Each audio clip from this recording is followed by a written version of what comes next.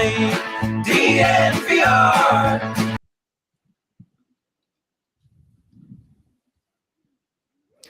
Welcome to the DNVR Broncos podcast on this very, very special day in Broncos Country, which is reaching around the entire world. Today, I'm your host, Zach Stevens, joined by my guy, Andrew Mason, and we are joined by very special guest, Michael McQuaid. Michael, thanks so much for joining us. Lads, thank you very much. It's been a very, very long time listener, massive fan of the NVR and obviously the All City Network. So really appreciate it. And as you said, it's a very exciting day. Well, Michael, I mean, we really appreciate all the work you do. You guys are crushing it. You guys have guest after guest on your show, and everyone's got to check out the Irish NFL show, which you host, do such a good job with. And of course, we are having you on today to talk about the Broncos, and specifically to talk about the Broncos playing the Jacksonville Jaguars. I mean, the news broke probably a perfect time for you, Michael, but the news broke here in Denver at 6 a.m. that it is official. The Broncos are playing the Jags in London on October 30th at 7:30 a.m. Denver time, and the Broncos will be heading out overseas for the first time in a regular season game in a decade. Yeah, it's just it still hasn't really hit me yet. I found out sort of like late last week it was happening, and it still has not hit me, but it's just fantastic for this team. It's been 12 years. And I think for anyone that's maybe watching this in the States, it means a lot to people over here. There's thousands of fans in the UK, Ireland, Spain, France, Germany, to name only a few countries. And it's going to be good. I was hoping for you guys that they were going to put the game at 6 p.m., like 11 Mountain, but it's not. Well, that's what they did last time back in 2010. It was or actually, I think it may have been a 5 p.m. kickoff actually, because it's that week when you guys set the clocks back, but here in the States we wait another week to set the clock. We would wait another week to set the clocks back. So it was a 5 p.m. start. And let me ask you this: were you at that game in 2010, Broncos 49ers at Wembley? No, and this is going to sound crazy. The first game I watched was the Super Bowl that year. Oh, wow. Literally, like that season. That was the first NFL game I sat down and watched properly. And now, 10, 12 years on, like that's it. And I've been really looking forward to this. And we all know about like Atlanta 2 years ago. And we all have great memories of that game in 2010. I know my friend Colin does. And it was a good experience. But I think it's going to be a different thing this time around. The team really seems to be embracing it, which is great. So. Yeah, the team is really embracing it. And one of the things that I wanted to get the feeling from you, because for a lot of fans here, I know a lot of fans are going to make the trip, especially with not being able to travel the past few years with COVID. I know a lot of people are gonna want to go and support the Broncos, but to a lot of fans here that are staying in town, it's just another game. And in fact, it's a game that you wake up early or in a different game. I think people like that. For a lot of people, it's just a game, but not for so many people that are overseas in London, in England. What does this mean for people over there, and what are the feelings that you've been getting? Yeah, like I've had to keep very quiet over the last few days, and it obviously started to leak, I think, on Monday a little bit, and I would say between then and now, I've had 200 or 300 DMs on Twitter, but the amount of people today that have booked flights, everything from like Germany, somebody's booked flights from like Slovenia, Slovakia. It's crazy, but everyone's really excited. And I think a lot of people didn't really expect this because obviously, and for the right reasons, the Broncos picked Mexico for the international marketing rights. And we sort of thought that might rule us out for a while. And it hasn't happened, so it's going to be exciting. I've been to meetups in England, in France, and in Spain as well. So it's definitely going to be an exciting time this October.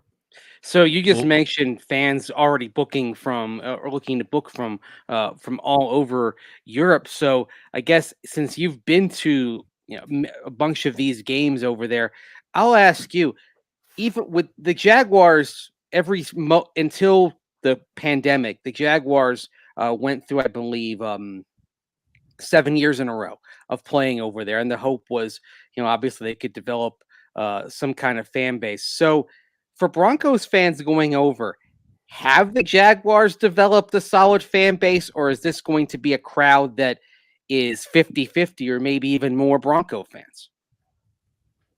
That's a very good question. I was at the last Jaguars game in Wembley, which was a classic between the Texans and the Jaguars. That cost a lot of money. They have and they haven't. They've got like a TV show over here once a week, and I think some people have like sort of adopted them. Maybe if not as their first team, as their second team.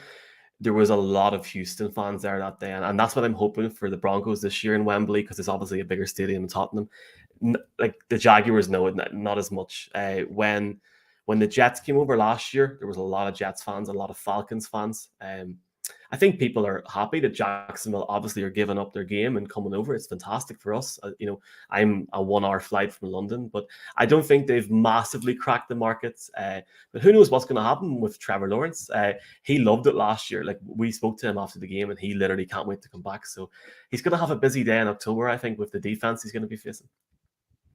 Yeah, and you just mentioned a few things that I want to touch on. And the first is the Broncos are playing at Wembley, and 2 other games that are in London are going to be at Tottenham. What's the difference? And do you like that they're at Wembley? Do you wish they were at Tottenham?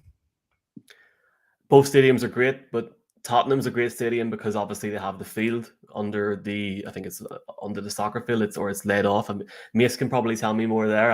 I should really know. I went on the tour of Tottenham before the games last year, and then obviously went to both games. It's literally made for the NFL. That being said, Wembley, it's a decent time of year. The field shouldn't be used too much.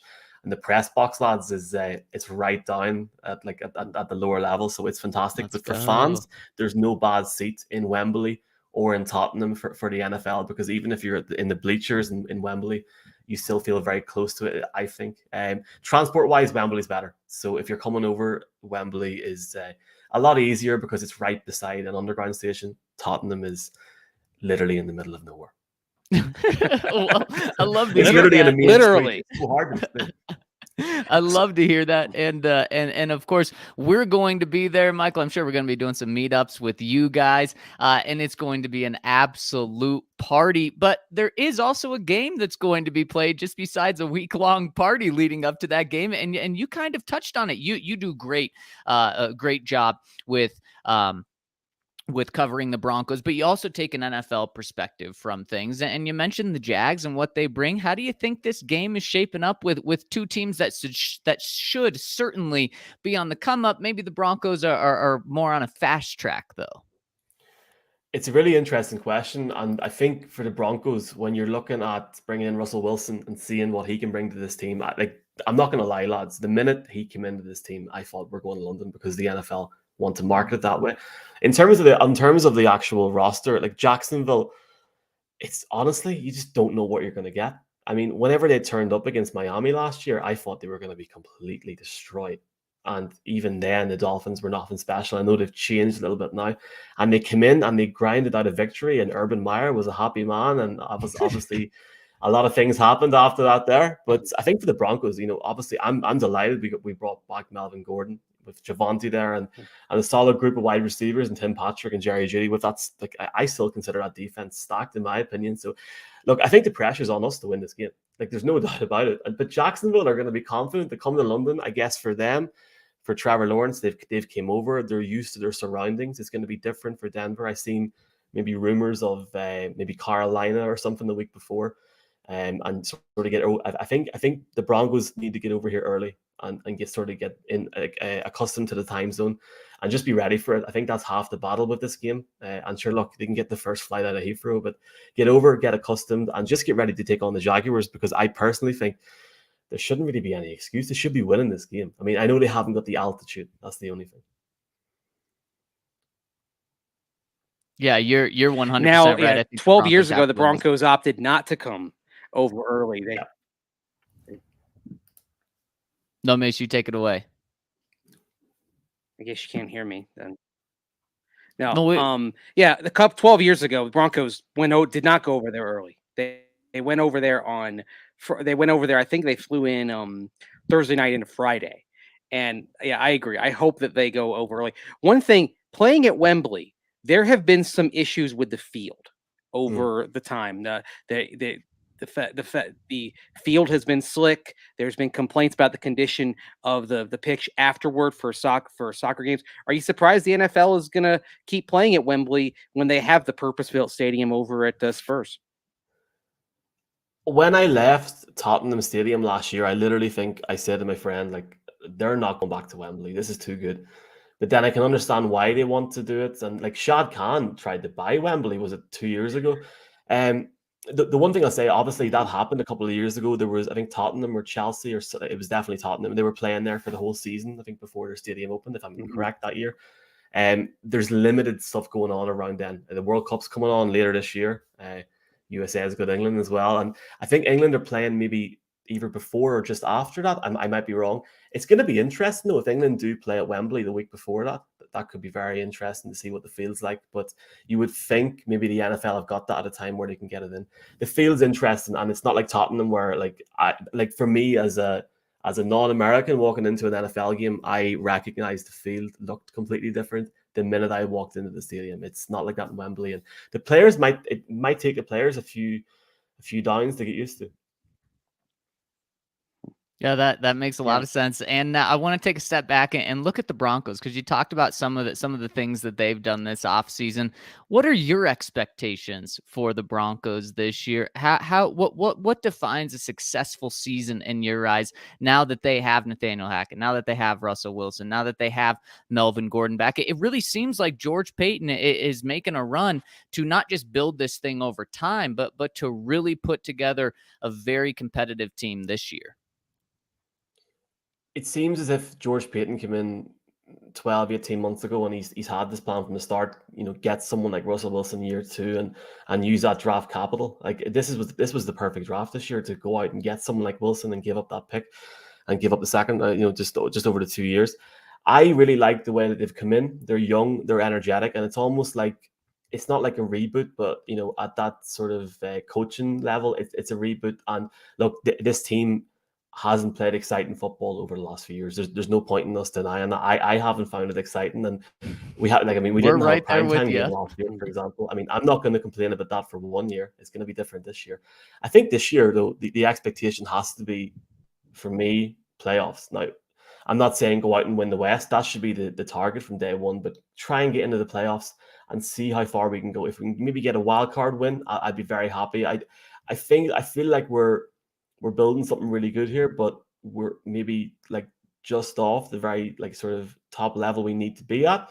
Maybe it's going to take a year for Russell and this offense to gel properly. But look, the only way is up. And there's been teams, lads, that have went to London, for example, the Giants, that they went and won it all that season. So hopefully we can continue one of those trends up and be another team to head over to London, get a week 11 bye, and win the Super Bowl. I'd love us to win the West.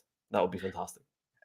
Has there been a negative effect on the size and intensity of the fan base over there because of the struggles of the last few years? Yeah, 100%. There's no point in me lying about that. I feel like 2017, 2018, like this might sound silly, but like you're in Europe, you start maybe a Facebook comment, like a group on a Sunday. You could have 400, 500, 600 comments throughout the game from people from Finland to England to Azerbaijan, wherever. And the last 2 years, it's been quiet. It's been difficult to follow, and it's hard to sort of accept when that you've had so much talent there, especially youthful talent. Like I was gutted whenever we lost Noah Fant. Like I know we had to lose him, but I think the last couple of years have just been frustrating. And I think it's good because we're sort of turning the page now, and it's that sort of refreshing atmosphere that we need. But today has been like the first day in many moons that I've seen people pop up on my Twitter that I haven't seen in years. So it's great. And it's a great community, and the Broncos fans over here are great. Oh man, that is fantastic to hear. Oh, yes, we got our guy joining us. What's up, guys? Hang on, let me fix my. Can you hear me? Yeah, we got you. We can hear you. What up, guys? First of all, Mike, congrats, man. This is an awesome day. Super excited for you guys. Thank you, man. Great to see you. Great to see you too. Hey, so quick thing that I just wanted to pop on and say. First of all, so happy for all the international fans. This is so sick. Second thing, if you or anyone you know owns a bar, or you know someone who owns a bar or a pub down there, let us know. Hit me up. We want to work with them when we're out there. We're going to be doing shows from bars, pubs, hanging out there. We obviously want to support local spots. So if you know anyone, hit me up, because we're gonna do it big, and I want to make sure we do the right spots. I will Man, I love definitely it. be in touch. Love it. Man, All right, that's all I had to say, look guys. at this. We're joined from everywhere in the world right now. And as Ryan pops off, I got one last question for you, because we got to let you run, Michael. And we're so pumped that you joined us today. When the schedule comes out, which we'll find the full schedule out in 12 days from, or no, just 8 days from now, I believe. When that full schedule comes out, we go through the games and pick wins, loss, do that fun thing. We know one game right now. It is Broncos Jaguars in London on October 30th. So I got to get your first score prediction of the NFL season. What's going to happen here? 34-7. Wait, Broncos. who? Broncos. Oh, Yeah. man. Sorry, I shouldn't say You weren't Broncos. lying about the 34-7. defense being good. Yeah, and I'll give Jacksonville a pick 6 just to make them feel better. 34-7. Wow. So you're saying Russ is going to throw a pick 6? Yeah. The thing is like the Jaguars offense should be a lot better, because they have they have a competent head coach now who's offensive minded, and they have better receivers. And the Broncos defense, new defensive coordinator, wouldn't be surprised if it's a bit worse. So calling for only 7, which is the same amount the Jaguars got last year in Jacksonville. That's a bold statement. We're gonna look. It's gonna be, lads. We need. You seen all the comments there. We need to turn this into a de facto home game. It's gonna happen.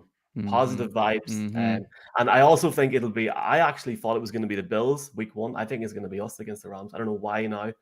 I just have a feeling as well. Late nights.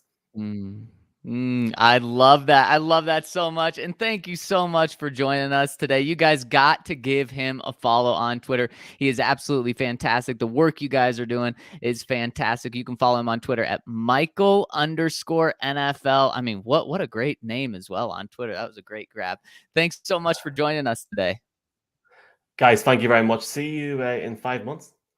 See you soon. Yes, right on. We will see you there, and we'll be partying with you all week leading up to the game. Thanks so much, Michael. See ya. See you guys.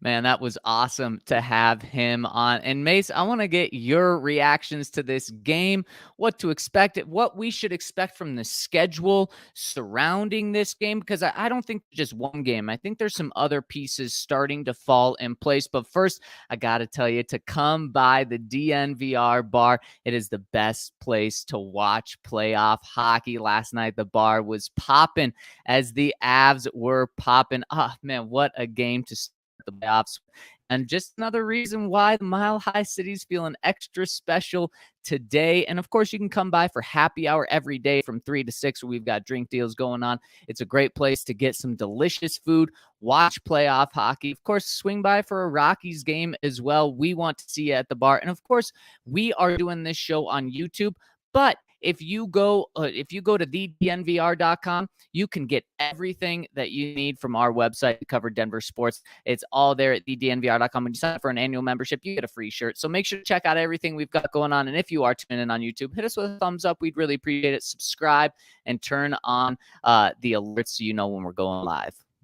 Also, check out our friends over at Breckenridge Brewery, of course. So we've talked about whether the fact that you can get Breckenridge beers perhaps anywhere in the country. If you want to have some Avalanche Amber Ale to celebrate the Avs being in the playoffs, celebrate their big win last night in Game 1 of the first round of the NHL Stanley Cup playoffs, you can do that. Find the nearest place to you that offers those delicious Breckenridge brews, either in cans and bottles or on tap at the Breck Beer Locator. You can find that on the Breckenridge Brewery website. If you want to come on down DNVR bar, if you're a DNVR member, you'll get a big beer for the price of a small beer, which means you'll get more Breckenridge brew for your money. So check all that out. And of course, we're going to hopefully work on getting some Breckenridge beers over there to England for everything going on this fall, so you can have a little taste of Colorado when you're over across the pond. Breckenridge Brewery, the official beer of DNVR.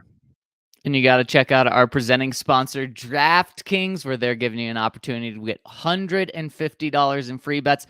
All you have to do is bet $5 on any NBA playoff game. That's all you have to do. You don't even have to win, and you get $150 in your account. And one of the very fun things about DraftKings, not only do they hand out free money like this left and right, they hand out profit boosts and odds boosts and so many fun props left and right. Every single day they're offering something new that is just so much fun. So get in, head to the App Store now, download the top-rated DraftKings Sportsbook app now, and use promo code DNVR when you sign up to get this offer of $150 free in your account by betting $5 on any NBA game. That's code DNVR. DraftKings Sportsbook, 21 or older only. Customers minimum flood deposit restrictions apply. See DraftKings.com/sportsbook for details. Gambling problem? Call 1-800-522-4700. So Mase, I didn't get your initial reaction, but I want your initial reaction. Is this good for the Broncos? What are your initial feelings hearing the Broncos going over to London? My initial feelings are I'm pissed. Honestly, it's not for the Broncos. This is for me because my parents are older and don't really travel. For me, going to Jacksonville was going to Florida and a chance to see my folks. So this is like when the word started kind of breaking, I'm like, why? I would have loved this years ago, or I would have loved this against against an opponent not based in Florida. For me personally, I hate this. You would have loved 2 years ago when it was against Atlanta. Oh, 100%. That I was completely down for that. This, even though I do like going to Atlanta, especially if it's early in the season, the Braves are playing. But this one, like for me personally, I think it's very good for the Broncos. I think it's very good for Broncos country. But like my first reaction, honestly, I do think of things just kind of, yes, I think of how they affect me and my family, and so I'm like, Dad, gummit, Well, I mean, that's very fair, Mase. And especially in your situation, that makes sense. And you know what's interesting is we have Jose in the comment section saying I'm in the same boat as Mason. He's an international fan, and I'm curious why he's not on board with this. But Mason, he mentions right there. It's not just you and Jose. And Jose says Spirit Airlines from Panama to Jacksonville is less than $100, and I was going to go. So that's why he's upset. Yeah. But I've seen a lot of people, whether it's people in Colorado or outside Colorado, not be down for this game in London. And I'm curious as to why. So if you're tuning in on YouTube, hit us with a chat, because I want to see, because I think there is a lot of positivity to this. And especially people in Europe are very excited to this. They get to see their Broncos in person. It's much closer to fly from Paris to London than it is Paris to Denver to catch a game. And of course, there's a lot of fans in London as well. But I want to know why some people are upset about it. But I would say there's a lot of positivity. And Mase, I think you have a couple reasons why. Yeah, well, for one thing, from a football perspective, even though the Broncos' public pronouncements are going to be excitement over the opportunity, you do have people in every organization who do not like the disruption of routine, that a trip to either to Mexico, but more so going across the ocean to Europe, a trip to England, or for the Buccaneers, a trip to Munich to go play in Bavaria. There are people in football that don't like that disruption. The Broncos have a lot of players from that part of the country, from Florida especially. I mean, they just they opened their draft this year by picking Nick Bonito, who's from Florida. Florida produces an overwhelmingly high ratio of players that are in the NFL. All those guys are thinking of playing in Jacksonville. Okay, great. My parents my family, my friends can drive up and go catch this game. And that's kind of an inevitable part of every Bronco game in Miami or Jacksonville or Tampa, is that you're going to have a lot of players whose families can come to the games. So those guys are probably not happy with this. And then, fans like Jose, who said he was going to fly from Panama to Jacksonville to catch the game. A lot of the Broncos, as we saw last year in Jacksonville, have a lot of fans down there. They probably had about half the fans that were there in week 2 for that game. So the fans that drove in for the game, they're probably not happy with it. And then the only consolation here is that at least they played last year in Jacksonville, which is, I think, one thing that made this particular game kind of more palatable, because it was back-to-back years the Broncos playing. It would have been back-to-back years Broncos playing in Jacksonville. And another thing, kind of for the Florida angle, is the Broncos do play are scheduled to play in Miami in 2023 as well, unless that game gets shipped somewhere else. So, and then they play, and then play in Tampa in 2024. So I think from that perspective, it's not the worst. It's not the worst thing in the world. Kind of a broad, big picture perspective. But if you wanted to get back to Florida this year, and I think for me personally, again, my parents are getting older. Time is of the essence. You know, I'll admit, like, I'm a little bit unhappy about this. I would have preferred another game, another time. So yeah, it's not everyone. It's not 100% happy. It's a great thing for the organization, I think, to expand its footprint. Like Michael pointed out, the fan base over the last few years has kind of taken a hit. Maybe the Broncos playing over there for a game when they are rising again is going to stimulate the growth of the Broncos fan base over across the ocean. So that, I think, is going to be a positive.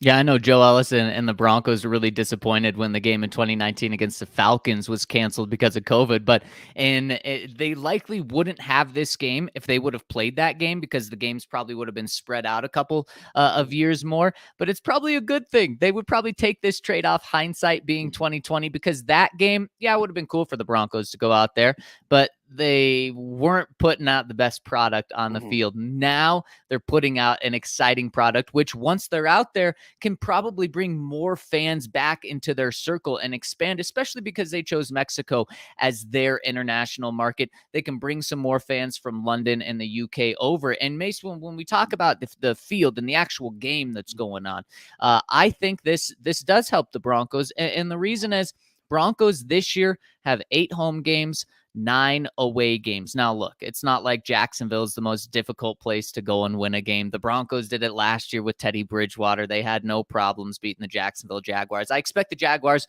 to be better this year, but still, you're taking the Jaguars home game away from them. This does not hurt your away. And instead of having one more road game, now you have 8 home games, 8 away games, and a neutral site game. So in that way, it does benefit the Broncos a little bit. And I'm sure the Jaguars have a pretty good fan base over there. But from what I've heard, and you can correct me, Mase, what I've heard about these international games is, yes, you do have Broncos fans, you do have Jags fans, but then you just have NFL fans there too. So I don't think there's going to be a home crowd and a big home field advantage for the Jags. Yeah, and that's why I asked Michael kind of about whether the Jaguars playing on an annual basis has taken. And from what he said, it really hasn't, not to the point where the Jaguars can have any kind of measurable home field advantage. The environment, for those who've never been, it's kind of, and I guess if you haven't been to a Super Bowl, you probably wouldn't get it, because that's what I'm going to compare it to. It's like a Super Bowl in that you go to every Super Bowl and you've got all 32 teams' jerseys represented in the stands. You have clusters of fans for the teams competing in the game, but then you have a lot of fans who are just there to watch a big football game. Now, one thing that has kind of evolved over time is that as there have been more games played in London and now in Munich, you've seen, I think, more of the fans of each team have a higher percentage of the crowd than the neutral fans, because those neutral fans kind of have more opportunities to scratch the itch. When the Broncos played the 49ers over in London back in 2010, and there were, I think that may have been the one game that took place that year in London. It was very much some Niner fans, some Bronco fans, but a lot of fans are like, okay, this is my one chance to see live professional football without having to cross the ocean, and I'm gonna be there. And it definitely is a crowd that comes from all across Europe, like Michael mentioned, with some of the Bronco fans that are buying tickets from all over the continent. So I do wonder how, in the future, these crowds are going to be altered now that you're starting to add Germany as a market as well. Will you have fans that say, okay, I'm going to go watch the NFL game in Germany because it's a little closer to where I am than London? And what does that do for the London crowd? And they got obviously the 3 games over in London this year, 2 over at Tottenham Hotspur Stadium and 1 over at Wembley. The Broncos are going to play. So maybe the dynamic of the crowd is going to look and feel a little bit different for this game than it has for some of the games in Europe. And I would say that's probably going to be the Broncos' advantage. I think you'll see many more Bronco fans there than you did back in 2010. I like that a lot. And Mase, the Broncos are one of 5 international games. I want to run through the other ones really quick and tell me where this Broncos game stacks up in terms of interest. The Vikings playing the Saints. You have the Giants playing the Packers. Then in Munich, that Germany game you're talking about, you have Seattle playing the Buccaneers. And then in Mexico City, you have the 49ers playing the Cardinals. Where does this stack up in terms of good games, good international games? Okay. Well, are we talking about matchup, or are we just kind of talking about fan bases and atmosphere? Matchup, the actual game itself. Okay, I think the best matchup is 49ers Cardinals on this list. Yep, I totally agree. And I think it was also really important for the NFL in going back to Estadio Azteca in Mexico City to have a nice quality game for that. Yeah. They get a divisional game. They get 2 teams that were in the playoffs last year. That should be a pretty nice, pretty competitive Monday night game. And then in terms of competitiveness, the problem is like Broncos Jaguars. I think we expect the Broncos to win. I think we expect the Broncos to win comfortably. And that's why in terms of a competitive game, quality of the game, I think the next one on the list is probably Vikings Saints. The 2 teams, the Vikings missed the playoffs by a couple of games, but in what is still a pretty shaky division in a conference that doesn't have the depth of the AFC. Both of these teams look like they're going to be in the playoff conversation. It wouldn't surprise anybody if these are 2 wild card teams out of the NFC. Remember, the Saints were 5-2 in the games that Jameis Winston started last year. I always say, the Saints believe in Jameis Winston much more than anybody else does, but they believe they're and the moves they've made, like getting Tyrann Mathieu in there, the Saints believe they are a playoff team, and the Vikings believe that a few tweaks are going to make them a playoff team. So I think and then you get to the other games, which are on paper somewhat mismatches. I'm just going to say Broncos Jaguars third because of the 5. Because there's the element of potential surprise with Trevor Lawrence, Doug Peterson coming in, the upgraded receiving core. The Jaguars could be a pretty exciting team, if not a winning team.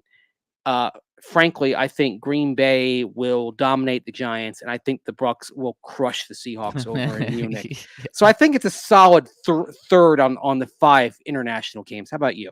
Yeah, I'm pretty close with you. I think you made a good argument for the Vikings and the Saints battle. I'm going to put the Broncos ahead of that one, with that one being close to them. And the reason is the quarterbacks. And we know what Russ brings to the table. Trevor Lawrence, we know what he should bring to the table. And boy, I think he's going to be much better this year. I think they made a massive upgrade, not just for their football team, but for their quarterback specifically, going from Urban Meyer to Doug Peterson. Doug Peterson, a guy that I talked very highly about this offseason. I think he's going to be really good for Trevor Lawrence, at least early on. We know that there could be some issues later in his tenure, like there was with the Eagles. So because of Trevor Lawrence's potential, I'm going to say this game, I do think the Broncos still win this game, but I could see it being an exciting game, almost a shootout potentially, and that's if everything goes right for the Jags. Of course, then again, if we're talking about kind of the quality of quarterbacks, how much of a bump does the game in Munich get because Tom Brady's on one side?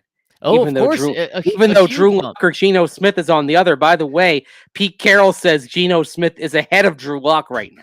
Oh, wow. Because he's been there and been in the system, but still.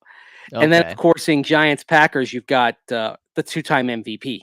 Or 2-time reigning MVP on one side. With all respect to Russell Wilson, you've got Tom Brady and Aaron Rodgers in these other games. And actually, you kind of look at this, and that's another thing, that 3 of these 4 games that are going to take place in Europe, of course, Niners Cardinals is going to be in Mexico City.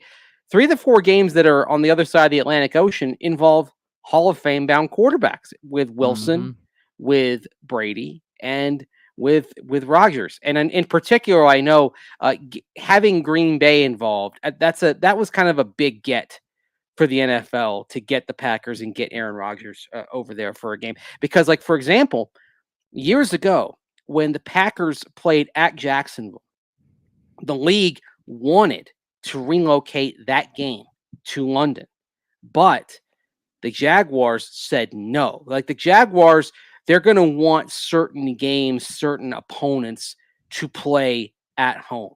They didn't want to give up a Packers game with Aaron Rodgers at quarterback, for example.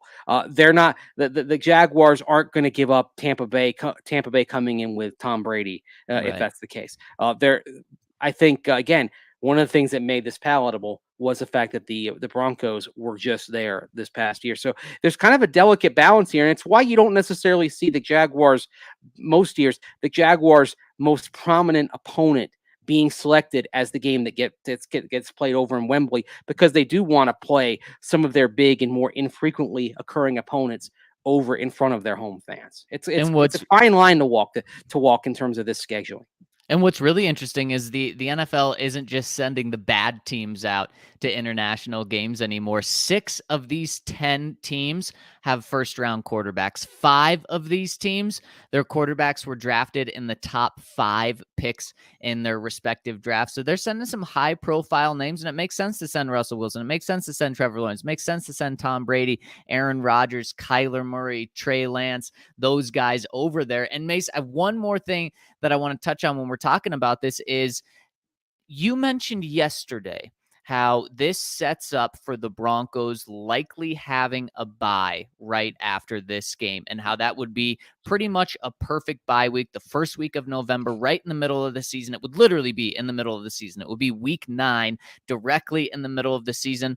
My question to you is that a guarantee? Because in my mind, it seems like the NFL has made it a guarantee in the past.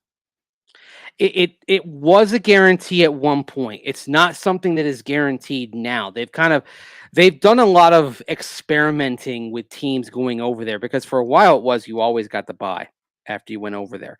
Now, as there have been more games, it hasn't always been possible to accommodate this. So that's something that is up in the air. Now, it is possible that the NFL told the Broncos, okay, you're coming from the western half of the United States. We'll make sure we take care of you. The other thing to watch here, Zach, is the game before. Because if the Broncos do go over there for the full week, I don't think, for example, they're going to play in LA, in Las Vegas the previous week. I think it's possible they could play at home, but we've seen some Western teams that have gone over to London for the week request an East Coast game, or just a game that is well east of where they are the week before, to minimize the flight, maybe to cut like an hour, to cut an hour of time off the flight, and also prevent you from having to go kind of back and forth and crisscross the country back and forth before you make that trip overseas. So if that's the case, then you might look for the game before the Jaguars game to be in Carolina, possibly the Baltimore game. And even though it's Central Time Zone, not too far west, the game in Nashville against the Tennessee Titans as possible games that you see the week before, if the Broncos are going to spend the whole week practicing in England. Yeah, 100%. You nailed it, Mase. The Broncos are not going to play the Rams the week before. They are not going to play the Chargers on the road the week before, and they are not going to play the Raiders or the Seahawks. So, I mean, that eliminates 4 of their road games. We already know that one of their road games, I put in quotations, is going to be in London. So it's really down to 3 games before. Now, the Broncos could play at home, but man, if I'm Nathaniel Hackett, who, by the way, he had an interview with DenverBroncos.com this morning, and just as in classic Nathaniel Hackett fashion, he's as pumped up and fired up and excited and happy about this as anyone in the world. And he said he still hasn't decided exactly what he's going to do in terms of, are they going to fly out on Monday and spend the whole week there and get adjusted to it, like Michael said earlier, or are they going to fly out Wednesday or Thursday, practice most of the time in Denver, and then fly out? Well, if he probably is waiting to find out exactly who their opponent is before, because if they play in Denver, maybe you do wait until Wednesday or Thursday to go out. But if you are playing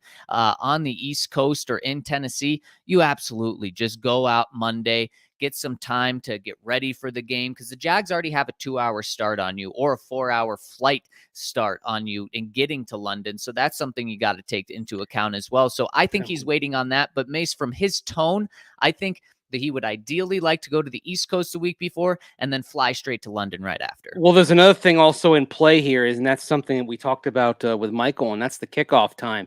This is not a 5 p.m., 6 p.m. England time kickoff here. Yeah. That would be 11 a.m. in Denver. This is going to be an early game at 7:30 Denver time, 9:30 a.m. East Coast time. Depending on, again, I think actually based on the time change, I believe it's actually going to be at 1:30 p.m.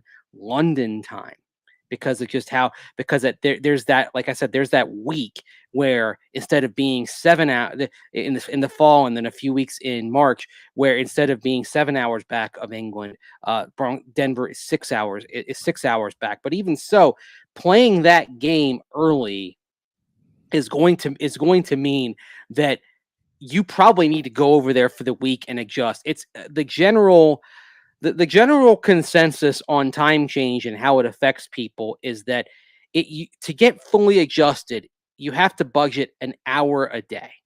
So if there are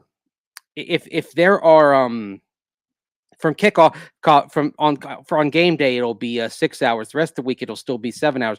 So if you've got a 6-7 hour time difference, you're looking at basically the bulk of the week to really get fully adjusted.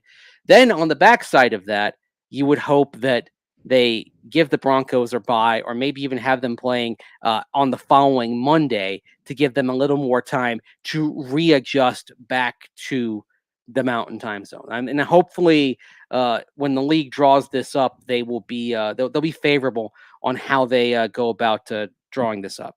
Yeah, and the NFL better give the Broncos a bye week the week after, or else then this is something where I will probably shift my tone a little bit. Although I love the Broncos going over to London, if they have a game the week before and the week after, Mase, that's just going to be a really tough ask for the Broncos to go win all 3 of those. It's going to be a really tough ask to ask the Broncos to go win 2 of those. So the NFL would be doing a massive disservice to the Broncos if they don't have a bye week the week after. And that's when I'll switch my tone, because football comes first in this equation in terms of winning. And that would, I think, significantly hurt the Broncos.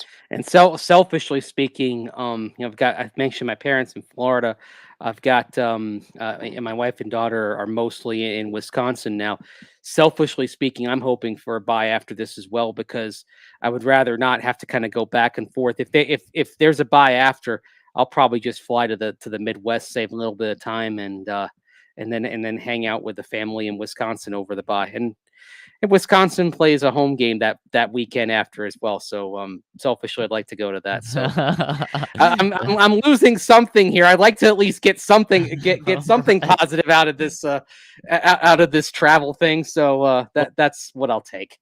I think we will get that bye week, and something that you can get guaranteed is Lightshade Dispensary. You can get Ripple at Lightshade Dispensary, which is a fast-acting dissolvable, clinically proven to hit 2 times faster than the leading gummy, and it starts absorbing within 10 minutes, so you can depend on a consistent experience every single time. And they've got so many things over at Lightshade Dispensary at their 11 Denver Metro locations, but their Barnum location is their biggest and their best. It's 1 block off 6th Avenue and Federal Boulevard, and it is offering specialty products that are not offered at other locations. And the great thing about any Lightshade, whether you're online or in one of their 11 stores, if you use the code DNVR, you'll get 25% off all non-sale items. That's code DNVR over at lightshade.com or in any of their 11 stores. So check them out and use that code DNVR over at Lightshade Dispensary. Mase, let's talk to the people, and let's get started with a super chat first to get this third segment kicked off. And it's coming in from Troy And it's just a super sticker. Well, thank you so much, Troy. We really appreciate that. If you've got a comment you want us to read, drop it in the comment section. But thank you, Troy. We really, really appreciate that. And let's head over now to the comment section on the website. And if you want to get your comments read, go to thednvr.com, click on the podcast tab at the top. A drop-down menu will come up. Click on Broncos podcast. Once you click on that, click on the first one that pops up. That's our most recent pod. Scroll to the bottom, and if you're a member, your comments will appear on the screen, and we will read them on the next day's podcast. So let's jump in right now. First one coming in from Pastorette. I see your comment. We did read that one yesterday. We really appreciate it. First one coming in from Melbourne Broncos says, my boys, I agree with RK and Mase. Tomlinson gets the start week 1, and I think he gets the first reception. My reasoning is if Tomlinson gets that first pass, the opposing defense says, hey, he's only a blocking tight end. We better pay him more attention. Every second forcing an opposition to do more work on you is a bonus. Cheers, and let's ride. I like it. Same reason I like the idea of throwing to him in goal line short yardage. Just make everyone think that you have to account for him as a pass catcher in some way. It's why last year, one of the few things I did like from Pat Shurmur was his willingness to throw with 3 tight end packages from time to time. It kept the defense honest. You know what is crazy? We put out a pod poll yesterday. You and Ryan both thought that Eric Tomlinson would get the start week 1. We just had a commenter, Melbourne Broncos, say that Eric Tomlinson would get the start week 1 as well. Our pod poll after the show, and you can find this over at DNVR_Broncos on Twitter, was who will be the Broncos week 1 starting tight end? Alberto got 82% of the vote. Eric Dulcich got 16%. He's the guy that I thought was going to. Eric Tomlinson got 2% of the vote. So, I mean, 2% of people, that's pretty much you and RK Mase. Well, I would argue this. It's a public poll. Albert Okwuegbunam is much more well-known by the public that is Broncos fans than a newcomer like Eric Tomlinson, a rookie like Greg Dulcich. I think that's the clear reason is familiarity. You're voting for the name that you know. Yeah, and it's a good point. I just found that very, very interesting. And we have another super chat coming in from RiseStan19, and it's coming in pounds, which we know where he's coming from. He says, can't wait to see my first Broncos game at Wembley, and we can't wait. Mase, I've never been to London. I've certainly never seen an international football game, so I'm pumped for this as well. I may have to go. I gotta go find my old photos from there, like the one of when Chris Cooper was playing. They had a practice at a cricket ground, and so before the practice, they actually had a few players, including Chris Cooper, that were that were trying their hands at cricket, as it were, and didn't go all that well. The other thing I liked is that in the back of the press conference room at this place, there was like a full tea setup. Like what you see for coffee over here, it was for tea over there. You know, the little cubes of brown sugar and regular sugar, and do you take a little milk in your tea? You take the sugar. It was terrific. I am going to disagree with something that just came in the comments with Jose saying that London's a beautiful city, and yes, the food sucks. The food does not suck in London. Okay, I mean, I think. The thing about London is much like New York or Chicago or Los Angeles or San Francisco. You're talking about places that are very cosmopolitan, and you can get basically any kind of cuisine you want from around the globe of reasonably high quality somewhere in London. It's vibrant in terms of the quality of restaurants and the food over there. So Jose, sorry. Got to completely disagree with you on that. The other thing is I'm waiting for the Premier League schedule because, maybe it'll work out and I can see Man City play that weekend. That would make the trip amazing for me. Man, yeah, it would. And you're rocking Man City right now, so you big day today. Big day today. What do they got going on? Oh, second half, the second game of the two-leg Champions League tie against Real Madrid. City's got a 1-0 lead going down to the Bernabeu for this. So it's probably maybe you could argue the biggest day in the club's history So wow, no wow. pressure, guys. You were underselling it when you said it was a big day. It's maybe the biggest day. Because I mean they've never been to a Champions League final before, and this is the game and the moment that stands in the way. So, like I Wow. said, no pressure on Pep and the guys. Yeah, seriously. Next one coming in from Omaha. He says, "Is it just me, or do the Chargers literally always sign our defensive cast-offs?" And of course, the most recent one that happened yesterday, Bryce Callahan going over to the Chargers. And Mase, come on, it just so reminds me of what happened exactly 2 years ago, where the Broncos slot star cornerback Chris Harris Jr. joined the Chargers. It's exactly what Bryce is doing. It's not just defense. I mean, Virgil Green went there for a few years after being a Bronco. Michael Schofield became a good rotational and swing backup who has started for them.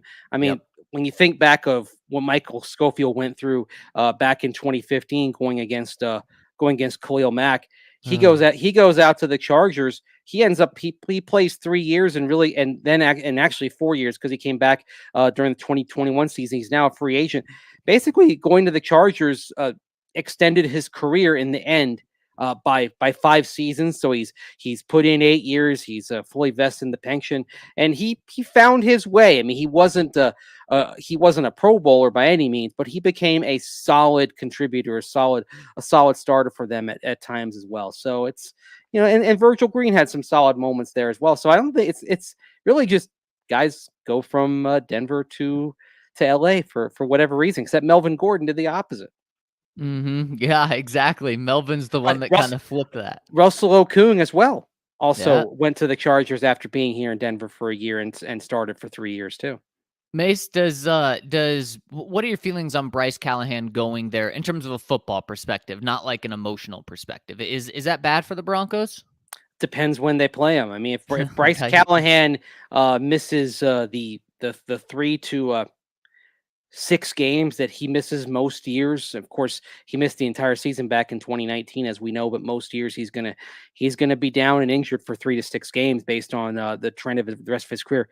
So if you play the Chargers and Callahan's not in there, then hey, no worries. If you're playing in one of those games where Callahan plays, well, he's going to be a tough nut to crack, as it were. He's still one of the better slot corners in the league. The reason he's not back is the cliche, the best ability is availability. And unfortunately, Bryce Callahan not available often enough to where the Broncos want him back. And that's why they went with K'Wan Williams. Yeah, and not Rusty Shack for it said, did they let Chris Harris Jr. go? Chris Harris's contract was expired. He was only on a 2-year deal, and he is a free agent right now. And he's made it clear that he wants to wait until training camp to sign with the team. So we'll see if and where Chris signs. Probably not going to be here in Denver, and I'm touching on wood, unless there's an injury that pops up. And I think that's kind of what Chris is doing is one, he probably doesn't want to have to do off-season workouts. And then 2, he wants to see if a big opportunity opens up for him to be a starting slot corner somewhere. Right. And the other thing, of course, by doing that, he can look at the market, he can gauge the situation, and then especially if there's a contender that has an injury at cornerback, if they're interested in Chris, I think he's going to sign. So, again, you knock on wood, Broncos are a contender. If something happens to one of their top three cornerbacks, I think you'll see them give Chris Harris Jr. a call and bring him back. But I think that's the case for a lot of teams. I think if KC has an injury at corner, I think you can go down the list: Kansas City, Tampa Bay. Dallas, of course, he's from the Metroplex. Even the Chargers, if they have an injury, wouldn't close the door on them bringing him back. But that's what you see a lot of veterans do as they get to that point.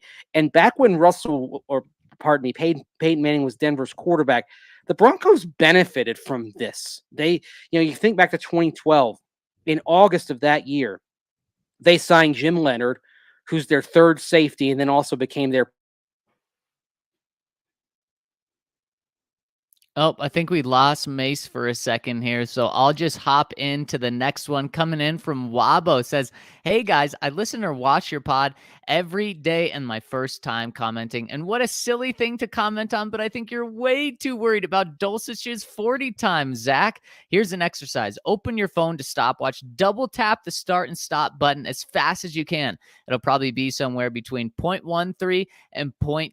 That quick tap is the difference between a 4.6940 and a mid to low 4.5s. Anyways, love you boys. Thank you for all the entertaining content, and we'll try to comment more from now on." Well, Wabo, I mean, you're right. It is a very short distance, but when we talk about the 40 times and guys coming out of the combine, we're talking about these small fractions that do make a big difference when you're in the NFL. And so I agree, it doesn't seem like a big deal, but then why is the 40 times such a big deal? And if you are going to have this argument, then you also can't be saying how KJ Hamler is a guy that was in the 4.2s. You can never use his speed, his potential 40 speed for him. It doesn't go both ways. If you want it to, if you want to say how fast KJ Hamler is because he could have ran a 4.2 or a 4.3 40, well, there's actually a big difference if you're a speed guy at a 4.3 or a 4.5. You're not really a speed guy if you're a wide receiver and you're running a 4.5. You're fast, but you are really a speed guy if you're a 4.3, and that's 0.2 seconds of a difference. That's what we're talking about with Greg Dulcich and Noah Fant and Alberto, is that time difference. And again, I'm not so worried about it. I just think that he's not going to be a vertical threat burning past defenses like he was in college. I think he's just going to have to adapt his game a little bit. And when I watch the tape, I certainly see his ability to be more of a deeper possession guy, if that makes sense. Instead of going 30 yards to get open, he's going 15 yards to get open. But I don't think he's a Travis Kelce where he's going 7 yards to get open. I do think he has a little more speed than that. So that's where I'm at. I'm not worried about him being able to play in the NFL with 4.69 speed.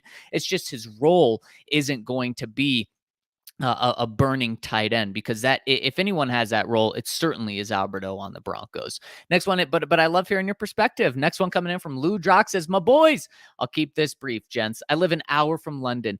Go there, lads. If you need any tips on best restaurants, pubs, etc., then let me know.